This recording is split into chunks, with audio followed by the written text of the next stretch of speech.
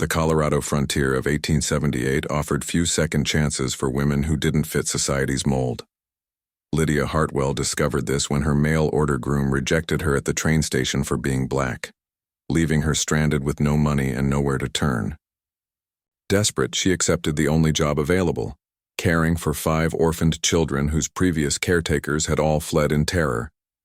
What she didn't know was that these weren't ordinary children, and their impossible abilities would either destroy them all or forge an unbreakable family.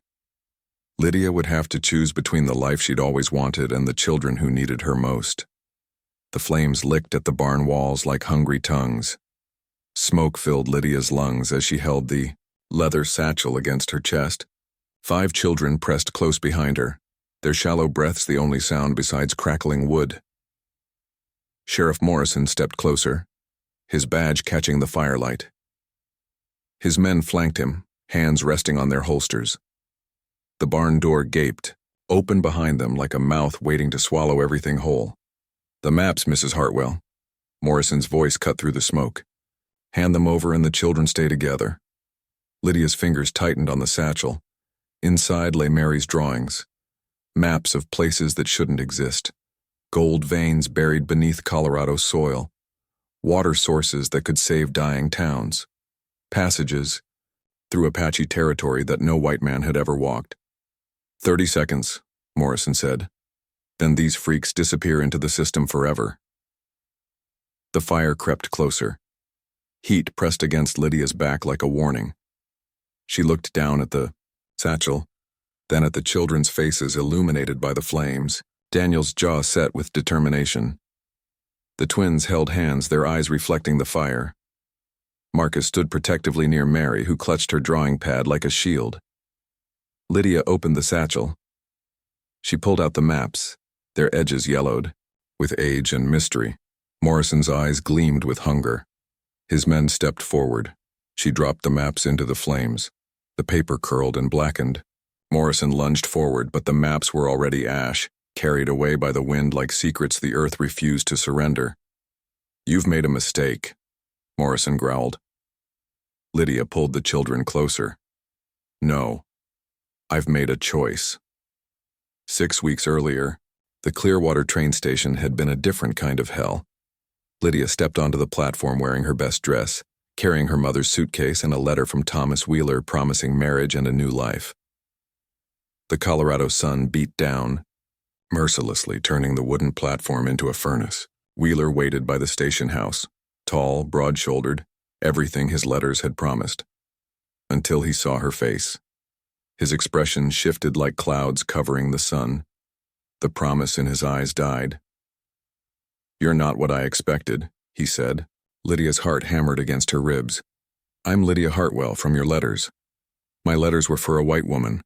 The words hit her like a physical blow. Around them, other passengers stared. Whispering began, spreading like wildfire through the small crowd. "I am who I said I was," Lydia said quietly. Wheeler shook his head. "You're a half-breed. I won't have mixed blood in my house." He turned and walked away. Lydia stood frozen on the platform, her suitcase heavy in her hand, her future crumbling like dried earth. The train whistle blew, announcing its departure back east. She had no money for a return ticket, no family to take her in, nothing but the clothes on her back and a dream that had just died in the Colorado dust. The Clearwater Children's Home squatted on the edge of town like a forgotten prayer. Mrs. Garrison, the church committee leader, led Lydia through its empty halls with the enthusiasm of someone showing off a coffin. 5 children, Mrs. Garrison said, her voice echoing off bare walls. Previous caretakers didn't last long. Something about the children being unnatural. They stopped outside a closed door. Sounds drifted through the wood. Mechanical whirring, whispered conversations, the scratch of pencil on paper. "What kind of unnatural?" Lydia asked. Mrs. Garrison's mouth tightened. "You'll see for yourself. The job pays room and board. Take it or leave it." Lydia had nowhere else to go. "I'll take it." The door opened to reveal a room that defied explanation. Mechanical contraptions covered every surface. Gears turned without visible power sources. A weather vane spun despite the stillness of the air. Maps covered the walls, drawn in a child's hand but accurate beyond anything Lydia had ever seen. Daniel looked up from his workbench, 12 years old with calloused hands and eyes too old for his face. "You're the new caretaker." "I'm Lydia." "They all have names," said Sarah, one of the twins. Her sister Emma nodded beside her, their movements synchronized like dancers. "They all leave." Marcus sat in the corner, whittling a piece of wood. At his feet lay a sleeping dog that hadn't been there when Lydia entered. The boy's fingers moved with impossible precision, creating shapes that seemed to shift and change as she watched. Mary sat by the window drawing. She didn't look up when Lydia entered, but her pencil moved faster, as if capturing something urgent and fleeting. "What are you drawing?" Lydia asked. Mary's pencil stopped. She looked up with eyes that held secrets deeper than mountain lakes. She didn't speak, but she turned the drawing pad around. Lydia's breath caught. The drawing showed the room they stood in, but from an angle that should have been impossible. Every detail was perfect, down to the grain in the wooden floor. But more than that, it showed Lydia herself, standing exactly where she was, with an expression of wonder that she hadn't realized was on her face. "How did you know I was coming?" Lydia whispered. Mary's eyes held hers for a long moment. Then she turned back to her drawing, her pencil moving across the paper like she was reading from a book only she could see. That night, Lydia lay in her narrow bed listening to the sounds of the house settling around her. Through the thin walls, she could hear Daniel's contraptions humming softly.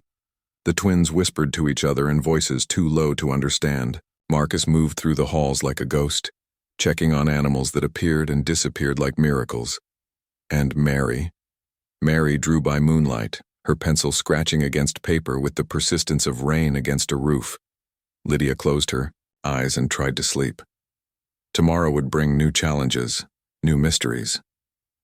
But for the first time since stepping off that train, she felt something that might have been hope. The children needed her, and maybe, just maybe, she needed them too. The drought had lasted 3 weeks when Daniel's latest contraption began to hum. Lydia found him in the courtyard at dawn, adjusting copper wires on a device that looked like a compass crossed with a music box. The morning air hung still and expectant. "What does it do?" she asked. Daniel's hand stilled on the gears. "Finds water." The device spun once, twice, then pointed steadily toward the eastern hills. Daniel's face went pale. He started to dismantle the contraption with shaking fingers. "Don't."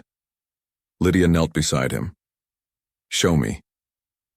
They walked together toward the hills, the device humming in Daniel's hands like a trapped bird.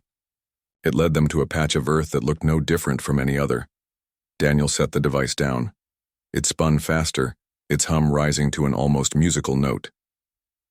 "Dig here," Daniel whispered. Lydia found a shovel in the nearby tool shed. 3 feet down. Water bubbled up from the earth, clear and cold. Daniel stared at the spring like it was something he'd summoned from a dream. "How long have you been able to do this?" "Since the fever took my parents." Daniel's voice was barely audible.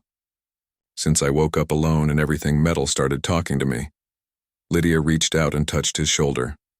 The boy leaned into the contact like a plant bending toward sunlight. By evening, word of the spring had spread through Clearwater. Townspeople came in wagons and on foot, filling barrels and jugs. They looked at Daniel with a mixture of gratitude and unease. Children weren't supposed to find water where none existed. Children weren't supposed to make the impossible look easy. Sheriff Morrison arrived as the sun touched the horizon. He examined Daniel's device with careful hands, turning it over like he was reading a secret language. "Interesting piece of work," Morrison said. "Mind if I ask where you learned to build such things?" Daniel's jaw tightened. "Just taught myself." Morrison's smile was thin as winter sunlight. Remarkable talent for someone so young. That night, Lydia found the twins standing on the porch, their faces turned toward the western sky.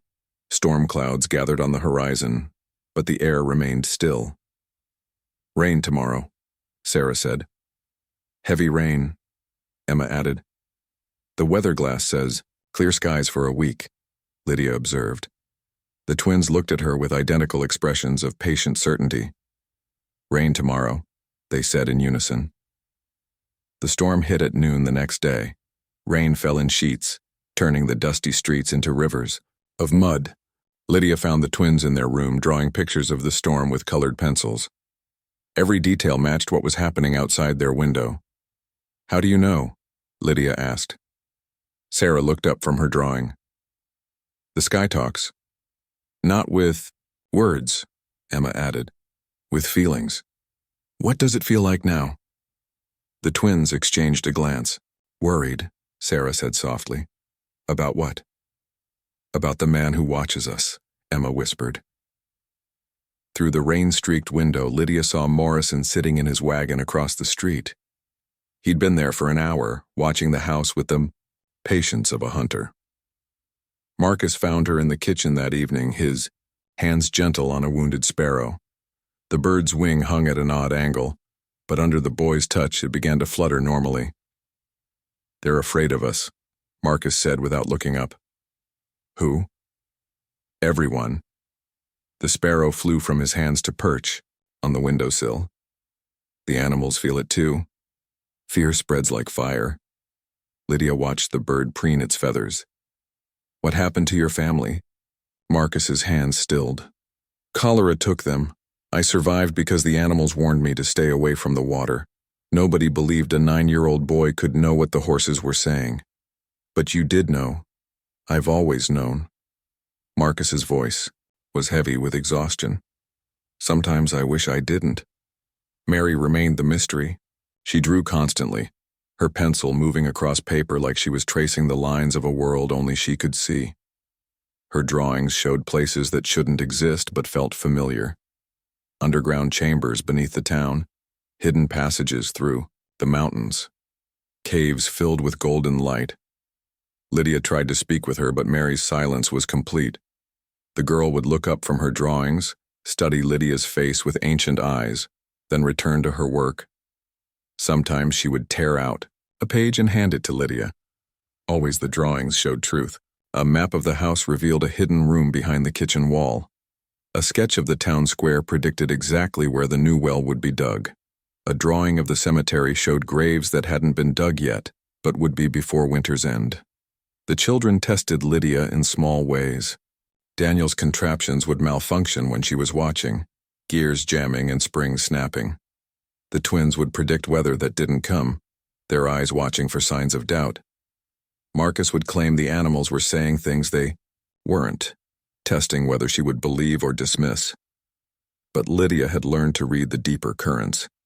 She saw how Daniel's devices only failed when he was nervous, how the twins' wrong predictions came when they were scared, how Marcus's false claims were really questions about trust. She began to respond not to what they said, but to what they needed. When Daniel's device jammed, she helped him fix it without asking why it broke.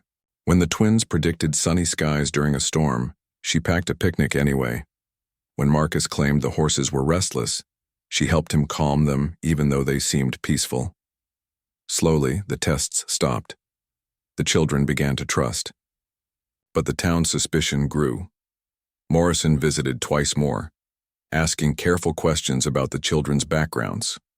Mrs. Garrison from the church committee made pointed comments about unnatural talents and the danger they posed to Christian souls. Thomas Wheeler appeared one evening as Lydia hung laundry behind the house. He stood at the fence line, hat in his hands, looking like a man who'd lost something valuable. I made a mistake, he said. Lydia continued pinning sheets to the line. The wind caught the fabric, snapping it like flags of surrender. You were right to walk away, Lydia replied. I want to make it right. Marry me.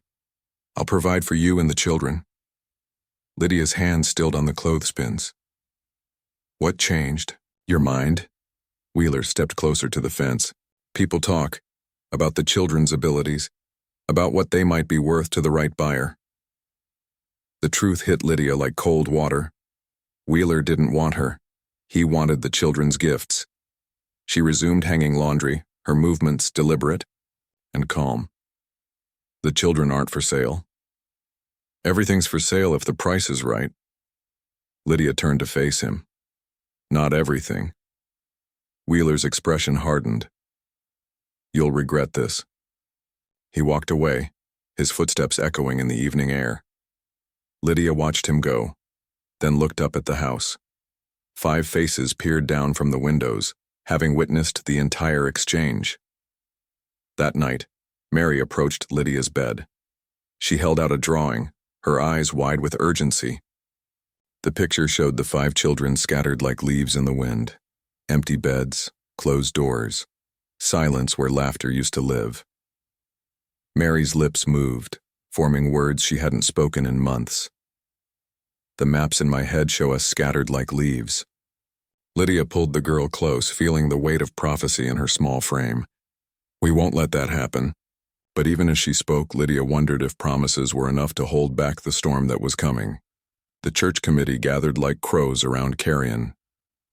Lydia watched from the children's home window as they filed into the town hall, their black clothes stark against the morning dust.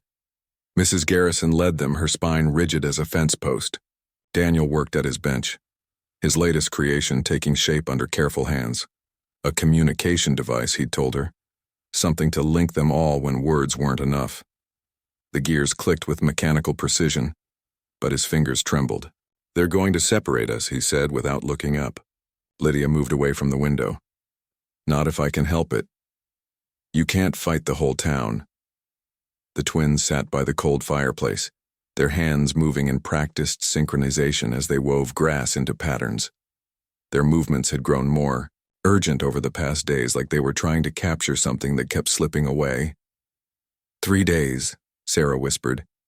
Maybe 4, Emma added. Until what? The twins looked up with identical expressions of sorrow. Until they come for us. Marcus appeared in the doorway, a wounded rabbit cradled in his arms. The animal's leg hung at an unnatural angle, but it rested peacefully against the boy's chest. The animals are leaving, Marcus said. Birds flying south even though it's not time. Rabbits heading for the deep woods. They know something's coming. Mary sat in her corner, drawing with fierce concentration. Her latest picture showed the town hall filled with angry faces, pointing fingers like accusations made flesh. At the center of the image, 5 small figures huddled together while shadows reached toward them with grasping hands. A knock echoed through the house. Lydia opened the door to find Mrs. Garrison standing on the porch, her face carved from winter stone. The committee has made its decision, Mrs. Garrison said. The children will be separated for their own good and the safety of the community. They're not dangerous. They're unnatural. That makes them dangerous by definition. Mrs. Garrison stepped inside without invitation. Her eyes swept over Daniel's contraptions, the twins' grass weavings, Marcus's collection of rescued animals. She paused at Mary's drawings, her expression shifting like clouds before a storm. When? Lydia asked. Tomorrow evening. Arrangements have been made with institutions across the territory. They'll be taken to places that can handle their particular conditions. After Mrs. Garrison left, Lydia found herself standing in the courtyard staring at the horizon. The sun hung low and red, painting the sky the color of dried blood. Somewhere in the distance, a train whistle echoed like a mourning cry. Thomas Wheeler emerged from the shadows near the barn. He'd been waiting, she realized, watching for his moment. Offer still stands, he said. I told you no. Wheeler stepped closer. The smell of whiskey clung to him like regret. Morrison made me a proposition. He gets the children's abilities. I get you and a cut of the profits. Lydia's blood turned to ice water. You're working with him. Always have been. Wheeler's smile was sharp as broken glass. Did you think your rejection at the train station was real? We needed someone desperate enough to get close to those freaks. Someone they'd trust. The cow. Pieces fell into place like dominoes toppling. The convenient job offer, the isolation of the children's home, the way Morrison always seemed to know exactly when to appear. You planned all of this. Every bit, except we didn't count on you actually caring about them. Wheeler's expression softened with something that might have been genuine regret. That's the problem we need to solve. Lydia backed toward the house. Their children. Their weapons waiting to be used. Daniel's devices could revolutionize mining. The twins could predict weather for the railroads.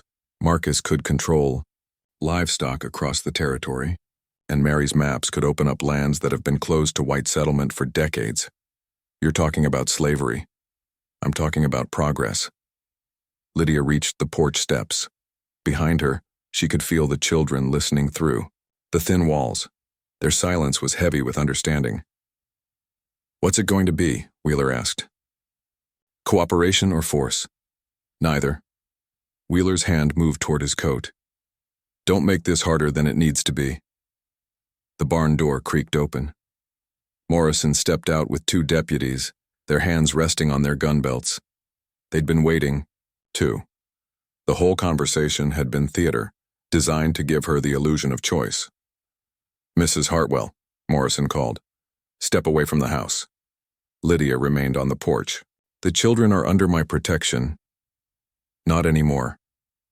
Inside the house, Daniel's communication device began to hum.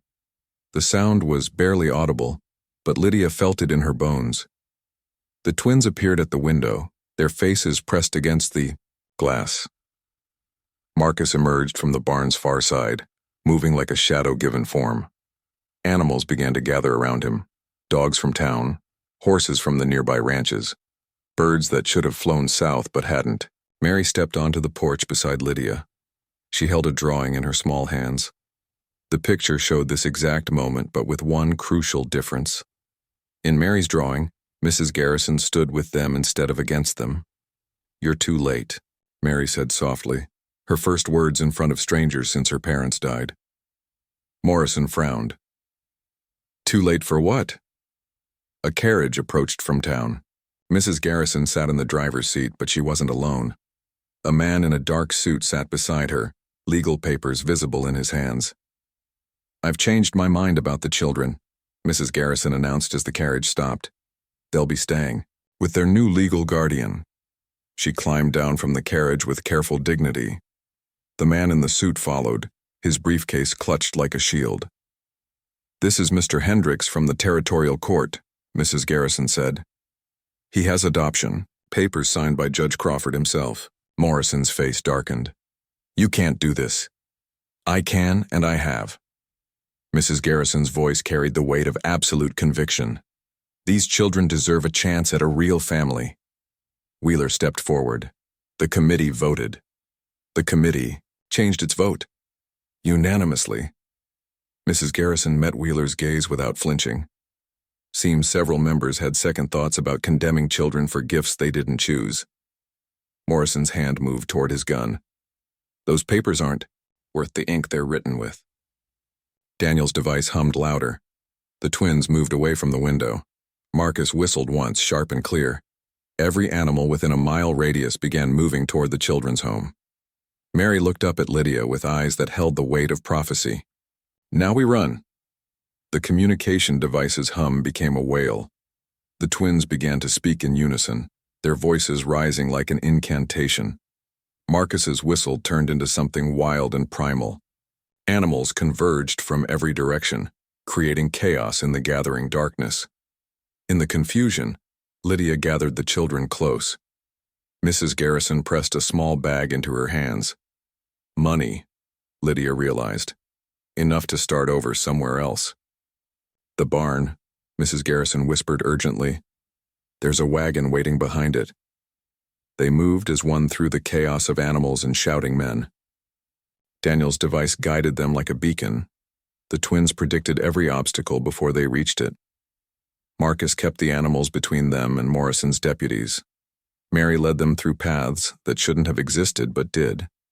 Behind them, Morrison bellowed orders that no one could follow. The carefully laid trap had become a snare that caught the hunters instead of the prey. The barn door stood open like a promise. Inside, a wagon waited with fresh horses and supplies for a long journey. But as they reached the threshold, Lydia smelled smoke. The barn was already burning. The horses reared as flames consumed the wagon wheels. Smoke billowed through the barn like ghosts seeking revenge. Lydia pushed the children toward the back wall, away from the heat that pressed against them like angry hands. Daniel's communication device shrieked in harmony with the fire. The twins spoke in unison, their voices cutting through the chaos. Marcus whistled sharp commands that sent animals scattering into the night. Mary clutched her drawing pad, her eyes reflecting the dancing flames. Morrison's boots echoed on the barn floor behind them. His deputies flanked him, cutting off their escape route. The fire had been no accident. It was a cage made of heat and smoke. "End of the line," Morrison called over the crackling wood. Lydia felt the children press closer. Their combined breathing was shallow, urgent. The smoke thickened, making every breath a struggle. Daniel's device suddenly went silent. In the quiet between heartbeats, Lydia heard something new. Metal grinding against metal, gears turning in impossible directions. The boy was rebuilding his contraption even as the world burned around them. The twins began to move in perfect synchronization.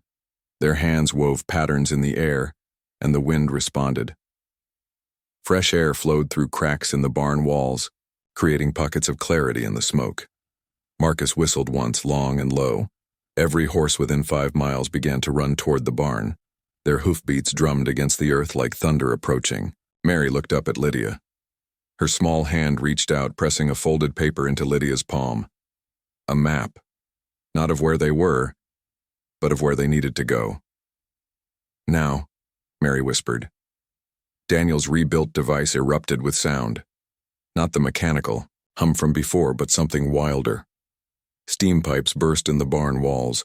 Water cascaded down like indoor rain, turning fire to hissing steam. The twins raised their hands. Wind howled through the barn, carrying smoke up and out through the roof. Clear air rushed in to fill the void. Marcus's whistle became a song. Horses crashed through the barn side wall, their eyes wild with purpose. They came not to flee, but to fight. Morrison's deputies stumbled backward as horses filled the barn. The animals moved with impossible coordination, creating barriers between the family and their pursuers. Mary tugged on Lydia's dress. She pointed toward a section of the back wall where her map showed a hidden passage. Daniel's water had revealed loose boards, warped and ready to give way. They ran through the gap in the wall into the night air that tasted of freedom and fear. Behind them, Morrison shouted orders that no one could follow through the chaos of animals and steam. The landscape opened before them like a promise. Rolling hills stretched toward mountains that stood like ancient guardians against the star-filled sky. Mary's map showed a path through terrain that would hide their tracks and conceal their passage. They walked through the night. Daniel carried his rebuilt device, its soft humming providing comfort in the darkness. The twins predicted weather patterns hours ahead, guiding them away from storms and toward clear skies. Marcus communicated, with night creatures ensuring their path remained secret. Mary drew as they traveled, her pencil moving across paper by moonlight. Each drawing showed the next stage of their journey: a hidden valley, an abandoned homestead, a stream that would wash away their scent. By dawn, Clearwater was a memory painted in smoke and regret. 6 months later, they stood in a valley that maps had forgotten. Green grass grew beside a stream that sang with the voices of mountain springs. The abandoned homestead had become home under Lydia's patient hands. Daniel's workshop occupied the old stable. His contraptions served the valley now, finding water for gardens and generating power for the simple needs of their new life. The mechanical humming that had once frightened townspeople became the soundtrack of peace. The twins had grown into their gift. They predicted weather for the handful of other families who had found refuge in the hidden valley. Settlers with their own secrets, their own reasons for disappearing from the world's harsh judgment. Marcus tended animals that had followed them into exile, horses, dogs, even wild creatures that found safety in his presence. The valley thrived under his care, as if the land itself responded to his gentle touch. Mary spoke now. Not often, but when she did, her words carried the weight of prophecy made gentle. She drew maps of the future, showing Lydia where to plant crops, where to build new structures, where other lost souls would find their way to sanctuary. Lydia had built a school in the valley's heart. Children arrived periodically, brought by desperate parents or found wandering alone. Children with gifts that made them dangerous in the outside world but precious in this protected place. She stood in the schoolhouse doorway, watching her first 5 students play in the afternoon sun. They moved with the confidence of children who had never been told their differences were wrong. Daniel helped younger students with their mechanical projects. The twins taught weather prediction like it was a game. Marcus showed new arrivals how to communicate with the valley's animals.